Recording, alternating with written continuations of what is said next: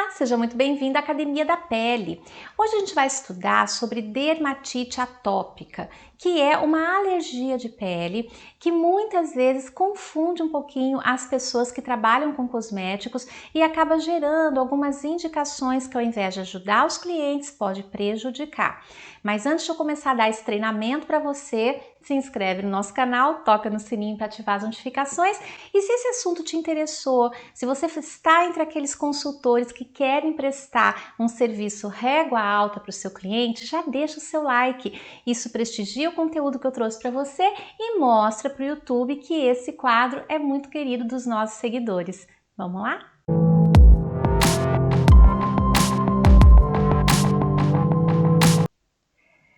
As alergias da pele acontecem, em geral, como uma resposta imunológica do corpo quando ele entra em contato com substâncias que são consideradas estranhas para ele, né? Então ele responde de uma maneira que ele tente neutralizar essas substâncias, que são conhecidas como alérgenos. Em geral, essas substâncias são inofensivas, então várias pessoas têm contato com elas e a maioria não reage dessa maneira. Então, na maioria, não existe um processo de resposta alérgica. Mas alguns fatores predispõem que esse processo aconteça. A gente vai falar um pouquinho sobre eles aqui.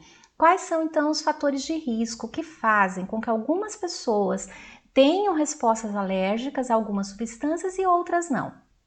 O primeiro fator, gente, o mais importante, é a predisposição genética. E muitas vezes, ao longo da vida, é que a pessoa vai descobrindo com quais substâncias ela não pode entrar em contato, mas é uma predisposição da pele.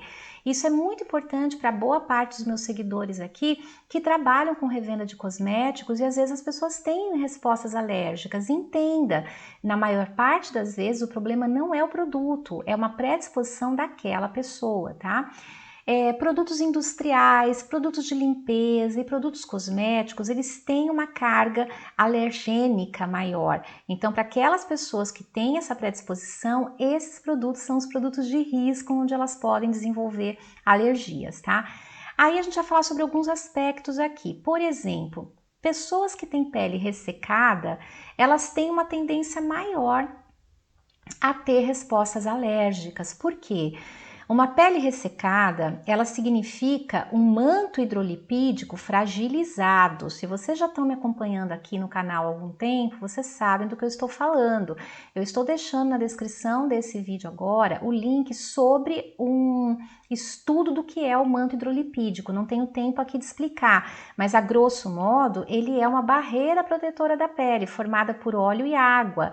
Então, as pessoas que estão perdendo água, que naturalmente têm a pele mais seca, elas têm um manto menos protetor e isso favorece a penetração de agentes alergênicos que vão desencadear esses processos, tá? O estresse também tem muito a ver.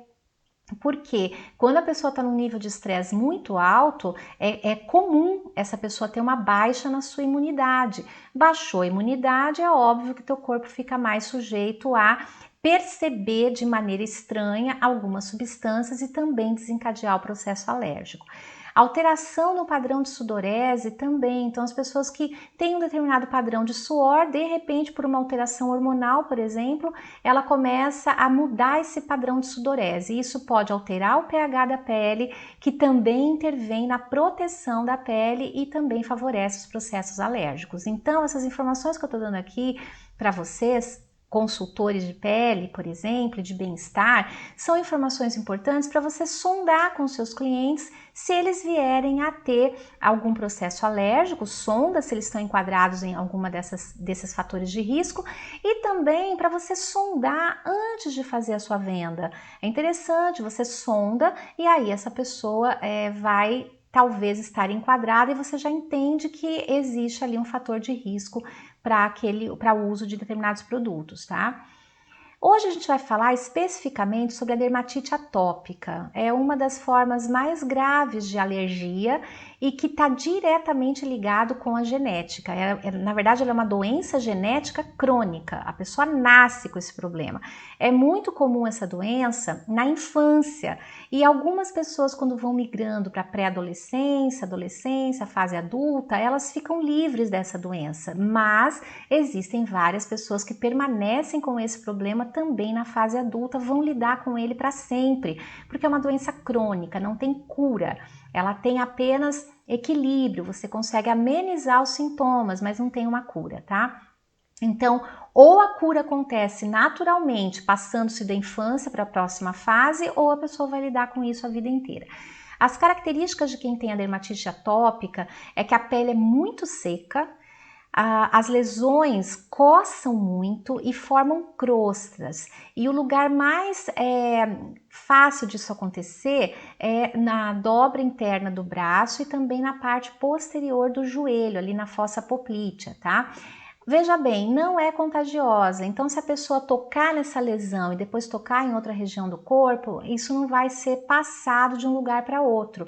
Quando a pessoa está na fase aguda da dermatite atópica, que é quando as lesões começam a coçar, as crostas se formam, ela vai ter aquele problema naquela região, então ele não é contagioso, não vai passar para outras regiões, tá? A pessoa pode também desencadear um quadro de asma e ou de rinite alérgica, né, junto com a asma ou dois quadros individuais, isso já nos casos um pouquinho mais agravados, tá? Quais são os fatores de risco? Tem vários, gente, para quem tem a dermatite atópica, tá? Alergia a mofa, pólen, a ácaros, a animais, a exposição a fragrâncias, corantes, produtos de limpeza em geral, roupas de lã, tecidos sintéticos, a baixa imunidade do ar, o frio intenso, isso faz com que a pele fique mais seca, então desencadeia. O calor, a transpiração, também como eu falei, a mudança nesse padrão pode mexer com o pH da pele e desencadear também. E o estresse pela questão imunológica. Então, todos esses fatores de riscos precisam ser observados. O tratamento, basicamente, é amenizar a coceira. Então, pode levar a outros problemas quando a pessoa ficar coçando muito. Ela pode irritar aquela pele a ponto de causar uma inflamação. Essa unha que a pessoa está usando para coçar tem ali micro-organismos, então pode gerar uma contaminação bacteriana, então ter um quadro mais sério de infecção. Então precisa lidar com amenizar essa coceira para que isso não se torne um problema mais grave secundário por causa do ato ali da pessoa coçar, tá?